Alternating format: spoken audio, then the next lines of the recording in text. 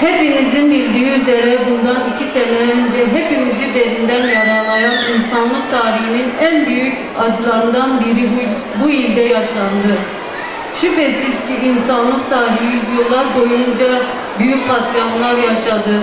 Hazreti Zekeriya ve oğlu Yahya peygamberin şehadeti, Ashab-ı Uhdud, Kerbela'da Hazreti Hüseyin ve yarenlerinin katledilmeleri, Halepçe ve halen İslam coğrafyasında Irak, Suriye, Çeçenistan, Arakan ve daha birçok yerde bu katliamlar sergilenmeye devam ediyor. Hiç şüphesiz tarihe 6-8 Ekim katliamı olarak geçen ve 6 masum insanın büyük bir vahşetle katledildiği 6-8 Ekim Yasin Börü ve 5 arkadaşı katledildiği katliamda hem işleniş biçimi hem de sonuçları itibariyle yukarıda sayılan katliamlardan aşağı kalır bir yanı yoktur. Hepinizin bildiği üzere 6-8 Ekim 2014 Diyarbakır olalı belki böyle bir vahşet görmedik. Tek suçları kurban eti dağıtmaktı. Kesilen kurban etlerini fakir fukaraya ulaştırmak olan Turan Yavaş, Riyad Güneş, Hasan Gököz, Yasin Börü, Hüseyin Dakak ve Cumali Güneş vahşice katledildiler.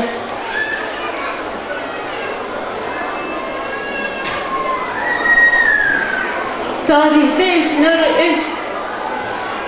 eşine az rastlanır katliamlarıyla meşhur PKK, HDP teröristleri sokağa saldıkları çeteler eliyle tek suçları Müslüman olan bu gençlerimizi çok vahşi bir şekilde katlettiler.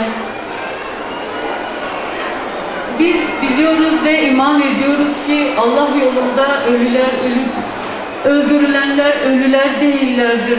Şehadet her Müslümanın en büyük arzusudur ve en büyük mertebelerden biridir. Dolayısıyla bizler de 6-8 Ekim katliamıyla şehadete ulaşan şehitlerimizle iftihar ediyoruz. Ayrıca şunu da belirtmekte fayda vardır. 6-8 Ekim katliamının şehitleri o mübarek kanlarıyla belki milyar dolarların harcanmasıyla bile elde edemeyeceğimiz bir şey başardılar.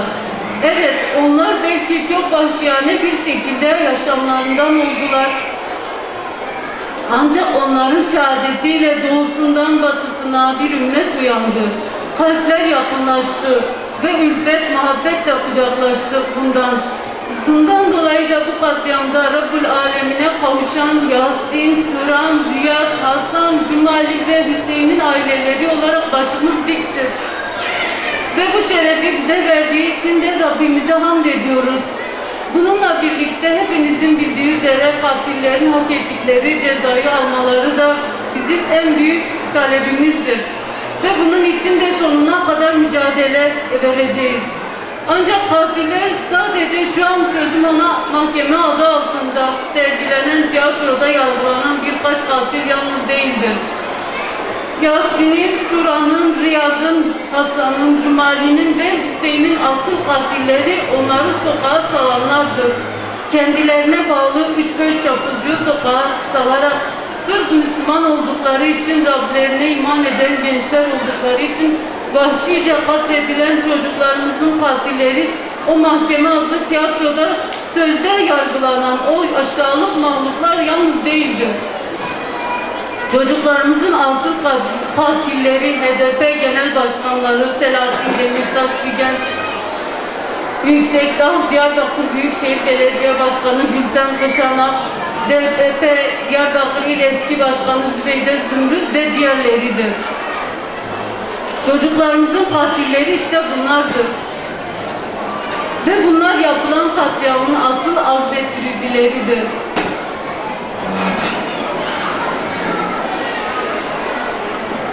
Bunların yargı önüne çıkarılıp hak ettikleri cezalar ve bu dünyada verilmediği sürece bizler de asla onların yakalarını bırakmayacağız. Mahkemeler güvenlik sebebiyle davanın başka bir ile yani Ankara'ya alınmasını istemiştir. Dosya birleştirmesi üzerine Ankara 2. Ağır Ceza Mahkemesi'ne göndermiş, reddedilmesi üzerine Uyuşmazlık Mahkemesi'ne İstanbul karar ise sanıklardan Hasan Okçu, Hüseyin Okçu, Yıldız Doğanay ve Ahmet Geçici tahliye edilmiştir. 6-8 Ekim tarihlerinde Kobane bahanesiyle Kürdistan illerinde büyük bir vahşet yaşandı. Tabi bu vahşet sadece PKK terör örgütünün planlamış olduğu, tezgahlamış olduğu bir vahşet değildi. Bu vahşet gibi birçok vahşetler yaptı PKK terör örgütü. Sizin de bildiğiniz gibi birçok katliam yaptı ve yıllardır ortaya çıktığı günden bu yana Kürt illerinde Kürtlere yapmadık zulmü bırakmadı. Yeri geldi, içinde insanlarla beraber köyleri yaktı, talan etti. Yeri geldi, adam kaçırdı, çocukları dağa kaçırdı. Yeri geldi, birçok illerde Susa katliamı gibi birçok katliamlar yaptı. Fakat 7-8 Ekim, 6-8 Ekim tarihlerinde yaşanan bu katliamlar gibi, yani sistematik ve eş zamanlı yapılan bu katliam gibi bir katliamla Kürt milleti daha karşılaşmamıştı.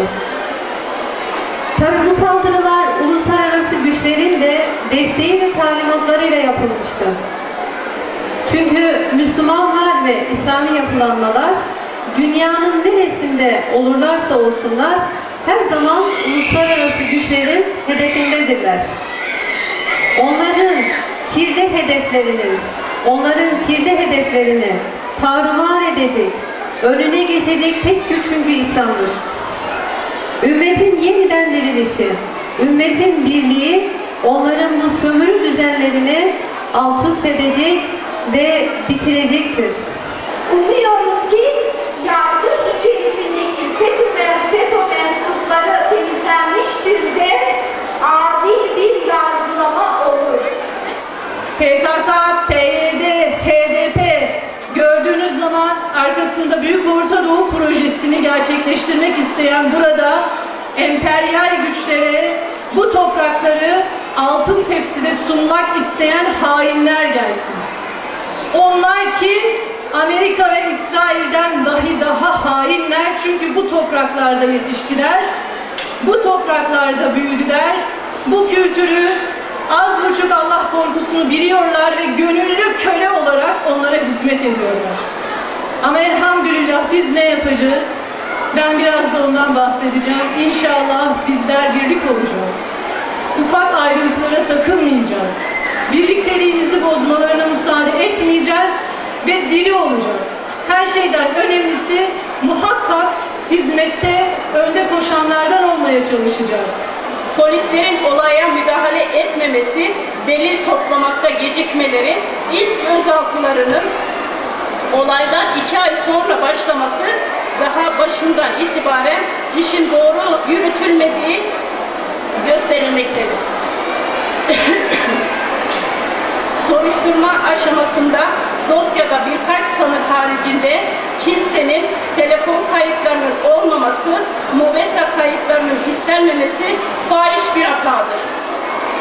Teşhis tutanaklarına isimleri geçmesine rağmen 6 kişi hakkında dava açılmamıştır. Valinin polisimizi gönderseydik şehit veririz açıklaması emniyetinin suistimalini ortaya koymaktadır. Azmettiriciler ile ilgili herhangi bir işlem yoktur. 20'nin üzerinde dilekçe işleme konulmamıştır. Taleplerimize değinmek gerekirse, duruşmada Yasin Börü ve arkadaşlarının katilinin adi bir cinayet vakası olmadığını, insanlığa karşı suç kapsamında belli siyasi, dini sebeplerle gerçekleştirildiğini, 6-8 Ekim olaylarının bu bağlamda siyasi bir kalkışma olarak değerlendirilmesi ve kitleyi sokağa dökenlerin azmettirici olarak yargılanması ve kuşkusuz 6-8 Ekim olaylarının baş faili ve azmettiricisi HDP eş genel başkanı Selahattin Demirtaş ve Ekim 2014 MYK üyeleridir.